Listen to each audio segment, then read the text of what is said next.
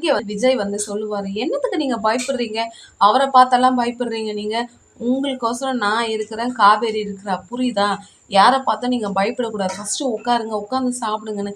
இல்லை மாப்பிள்ளை போது, மாப்பிள்ளை உங்ககிட்ட ஒன்று சொல்லட்டம்மா, உங்களை பார்க்கும்போது எனக்கு மனசு அவ்வளோ நிறைவாக இருக்குது. என் வீட்டுக்கார் என் பசங்களை அப்படி தான் பார்த்துக்கினாரு. இன்னைக்கு வந்து என் புள்ளையா உன்னை பார்க்குறேன்ப்பா. என் குடும்பத்துக்கோசரம் நீ இவ்வளோ சப்போர்ட்டாக இருக்கிற பார்த்தியா? இந்த நன்றி கடனை உனக்கு எப்படி தீர்க்க போகிறேன்னு தெரிலன்னு காவேரியோட அம்மா வந்து ஒரு மாமியாராக வந்து விஜய் கிட்ட பேசுகிறாங்கங்க. பார்க்கும்போதே சூப்பராக இருந்துச்சுங்க.